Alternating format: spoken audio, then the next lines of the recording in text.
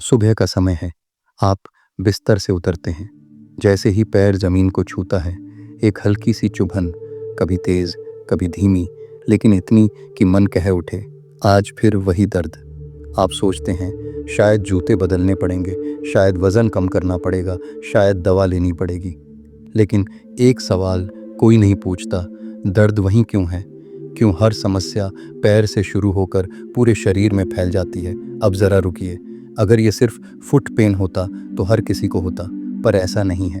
कुछ लोग पूरा दिन खड़े रहते हैं फिर भी ठीक, और कुछ लोग सिर्फ एक कदम लेते हैं और शरीर चुपचाप मना कर देता है। तो सवाल दर्द का नहीं है, सवाल है शरीर ने आपको वहीं क्यों रोका। अब ध्यान से सुनिए, यह वीडियो इलाज नहीं है, ये उस संकेत की बात है जिसे शरीर सबसे पहले पैरों से भेजता है जब जीवन की दिशा अंदर से डगमगाने लगती है। पैर शरीर का सबसे ईमानदार हिस्सा है। चेहरा झूठ बोल सकता है, आवाज़ छुपा सकती है, पर पैर कभी नहीं। आप जितना दबाते हैं, आप जितना झेलते हैं, आप जितना चलते रहते हैं बिना रुके, सब कुछ अंत में एड़ी में जमा होता है। आधुनिक भाषा इसे नाम देती है plantar fascia, heel spur nerve compression. नाम सही हैं, पर कहानी अधूरी है। क्योंकि असली सवाल ये नहीं कि दर्द क्या है, असली सवाल है ये यहीं क्यों है। आज से हजारों साल पहले, ऋषि युद्ध से पहले हथियार नहीं देखते थे, वे पैर देखते थे। क्योंकि जो जमीन पर भरोसा नहीं कर सकता वह किसी भी दिशा में नहीं चल सकता। आयुर्वेद में कहा गया, पैर कर्मेंद्रियों की जड़ हैं, और तंत्र में पैर वह द्वार हैं जहाँ से या तो स्थिरता आती है या भय ऊपर चढ़ता है। अब विज्ञान की तरफ आइए। आपके तलवे में शरीर की सबसे ज़्यादा सेंसरी नर्व्स होती हैं, दिमाग और धरती के बीच सीधा तार। जब आप लंबे समय तक तनाव में रहते हैं, डर में जीते हैं या हर चीज़ कंट्रोल में रखना चाहते हैं, तो दिमाग एक ही मोड में फंस जाता है, फाइट या फ्लाइट। इस मोड में शरीर सबसे पहले क्या करता है जानते हैं? ग्राउंडिंग बंद कर देता है। मतलब पैर सख्त, तलवा जकड़ा हुआ, एड़ी पत्थर जैसी। दिन भर आपको पता नहीं चलता क्योंकि दिमाग व्यस्त है, लेकिन रात को जब शरीर ढीला पड़ता है, वात तत्व बढ़ता है, ब्लड फ्लो बदलता है, तलवे की नस सिकुड़ जाती है, और सुबह पहला कदम सीधा उसी जमी हुई नस पर। इसलिए दर्द सुबह होता है, इसलिए दर्द पहले कदम पर होता है, इसलिए शरीर आपको आगे बढ़ने से पहले रोकता है। अब एक बात सीधी सुनिए, दर्द इसलिए नहीं है क्योंकि आप चल रहे हैं, दर्द इसलिए है क्योंकि आप भीतर से चल नहीं पा रहे। अब यहीं से असली काम शुरू होता है। अभी कोई आसन नहीं, अभी कोई दवा नहीं, अभी कोई चमत्कार नहीं। सुबह आँख खुलते ही उठिए मत, बस अपनी दोनों एड़ियों पर ध्यान ले आइए। कोई कल्पना नहीं, कोई मंत्र नहीं, सिर्फ संवेदना। अब पैरों की उंगलियों को धीरे धीरे मोड़िए, जैसे ज़मीन को पकड़ना चाहते हो। फिर छोड़ दीजिए, फिर मोड़िए, फिर छोड़ दीजिए, 3 सांसों तक। यह व्यायाम नहीं है, यह दिमाग को भेजा गया पहला संदेश है, मैं सुरक्षित हूँ। अब अपने अंगूठे से तलवे के बीच हल्का दबाव दीजिए, जोर नहीं, गहराई में। अगर यहाँ हल्की चुभन आए तो डरिए मत। यही वह जगह है जहाँ से रीढ़ और दिमाग बात करते हैं। यहीं से शरीर समझता है खतरा टल रहा है, और जब शरीर खतरे से बाहर आता है तो दर्द को पकड़े रखने की ज़रूरत नहीं रहती। लेकिन ध्यान रखिए, यह सिर्फ दरवाज़ा है, अंदर अभी बहुत कुछ है। क्योंकि एडी का दर्द सिर्फ पैर की कहानी नहीं है, यह पेट, डर और जीवन दिशा की एक ही कथा है। अब हम बिना किसी शोर के सीधे पेट और पैर के उस अदृश्य तार की गहराई में उतरते हैं। रात को आपने करवट बदली थी, शायद बिना वजह। शरीर जानता था कि कुछ ठीक नहीं है।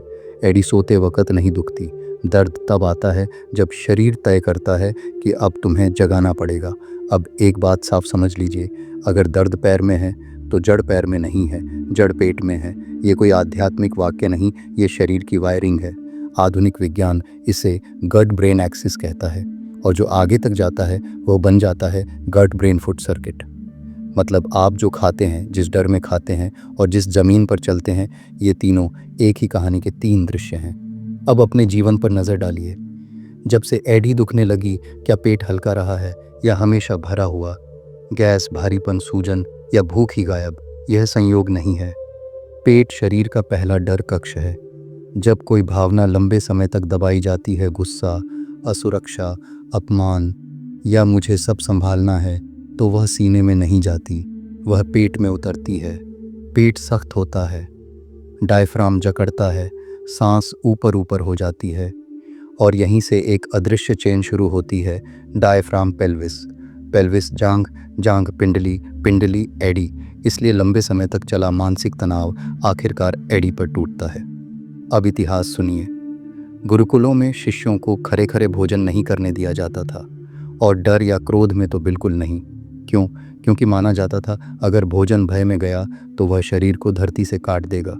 आज का मनुष्य फ़ोन देखते हुए खाता है, जल्दी में खाता है, चिंता में खाता है, और फिर पूछता है मेरे पैर क्यों दुखते हैं।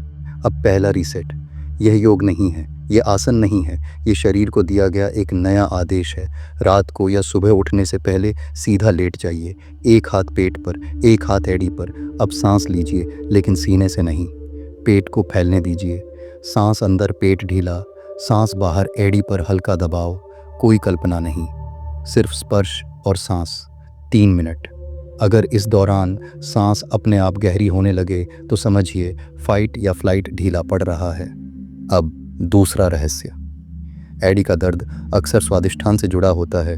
ये वही केंद्र है जहाँ डर, सुख और नियंत्रण तीनों रहते हैं। जो लोग हर चीज़ कंट्रोल में रखना चाहते हैं, जो हमेशा तैयार रहते हैं, जो आराम करते हुए भी सावधान रहते हैं, उनकी एडियाँ सबसे पहले जाम होती हैं। अब दूसरा मर्म। एडी को देखिए, टखने की हड्डी के नीचे एक हल्की सी खाली जगह, यही है गुल्फ मर्म। अब अंगूठे और तर्जनी से इस हिस्से को हल्के से पकड़िए, जैसे कोई नाजुक चीज़। धीरे धीरे गोल घुमाइए सांस के साथ। अगर यहाँ अजीब सी संवेदना आए तो डरिए मत, ये दर्द नहीं है, ये खुलना है। दोनों पैरों में 1-1 मिनट। इसके बाद ध्यान दीजिए, सांस बदलेगी, कंधे ढीले होंगे। ये संकेत है कि शरीर को थोड़ी सुरक्षा मिल रही है। अब तीसरा स्तर। ये क्रिया तलवे से आगे जाती है, ये पूरी पोस्टीरियर चेन खोलती है। लेटे हुए अपने पंजों को अपनी ओर खींचिए।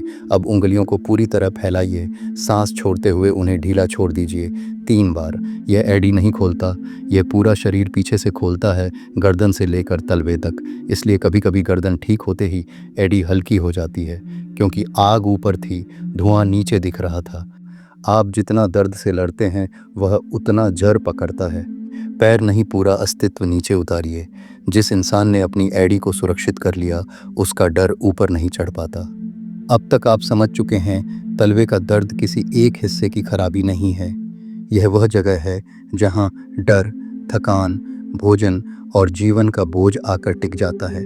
अब अंतिम सत्य सुनिए। शरीर दर्द को मारता नहीं है, शरीर दर्द को छोड़ता है। और छोड़ने के लिए शरीर को एक ही चीज़ चाहिए, सुरक्षा। यही वजह है कि दवा बदलने से दर्द लौट आता है, थेरेपी बदलने से दर्द लौट आता है, क्योंकि शरीर ने सुरक्षित होना सीखा ही नहीं। अब उस मर्म में उतरते हैं जिसे ग्रंथों में जानबूझकर अस्पष्ट रखा गया। कूर्च मर्म। इसे कहीं साइलेंट स्विच कहा गया, कहीं पृथ्वी द्वार, और कहीं बस छोड़ दिया गया। अपने तलवे को देखिए, जहाँ उंगलियाँ खत्म होती हैं और तलवा शुरू होता है, वहीं यह बिंदु है। यह मर्म सीधे आपके वेगस नेटवर्क से जुड़ा है, यानी वही नस जो तय करती है शरीर खतरे में है या सुरक्षित। अब विधि सुनिए। रात को सोने से पहले या सुबह उठने से पहले बिस्तर पर, ज़मीन पर नहीं। अपने अंगूठे से इस बिंदु पर धीमा गहरा दबाव दें। 10 सेकंड दबाव, 10 सेकंड छोड़, 3 बार। अब ध्यान दीजिए दर्द पर नहीं, सांस पर। अगर सांस अपने आप गहरी होने लगे तो समझिए स्विच ऑन हो चुका है। यह वही क्षण है जहां शरीर पहली बार कहता है अब खतरा नहीं है। और जब यह संदेश नीचे तक पहुंचता है तो तलवे की जमी हुई फाशिया धीरे धीरे ढीली होने लगती है। अब भोजन का सत्य। ध्यान दीजिए, जिन दिनों पेट हल्का होता है उन दिनों पैर भी हल्के लगते हैं। अब एक सरल प्रयोग। आज रात भोजन के बाद पैरों को गुनगुने पानी से धोइए। फिर तिल का तेल या सरसों का तेल हल्का गर्म लें। मालिश नहीं, सिर्फ स्पर्श। हाथ रखिए और कुछ नहीं। यह स्पर्श दिमाग को एक आदिम संदेश देता है, नींव संभाली जा रही है। अब पूरा ग्राउंडिंग रिचुअल। सुबह उठने से पहले उंगलियां मोड़ना और फैलाना, तलवे के बीच हल्का दबाव और एक गहरी पेट की सांस। पहला कदम धीरे, जैसे कहीं पहुंचना नहीं, कहीं टिकना हो। दिन में लंबे समय बैठें तो एक पल पैर जमीन पर दबाइए, कुर्सी से नहीं, शरीर से। रात कूर्च मर्म, तेल और एक धीमी सांस, बस। कोई कठिन आसन नहीं, कोई संघर्ष नहीं, क्योंकि शरीर कठोरता से नहीं, अनुमति से ठीक होता है। आज से जब भी चलें, तेज नहीं, भारी नहीं, डरे हुए नहीं, ऐसे चलें जैसे ज़मीन आपके पक्ष में है, क्योंकि जिस दिन आपका पैर धरती से दोस्ती कर लेता है, ज़िंदगी आपसे लड़ना छोड़ देती है। यह वीडियो इलाज नहीं था, यह एक स्मरण था कि आप पहले भी चले हैं, आप अभी भी चल सकते हैं और आपको किसी सहारे की ज़रूरत नहीं सिवाय ज़मीन के। अगर ये अनुभव आपके भीतर कहीं गूंजा है तो कमेंट में लिखिए, मैं ज़मीन पर लौट आया हूँ। प्रणाम।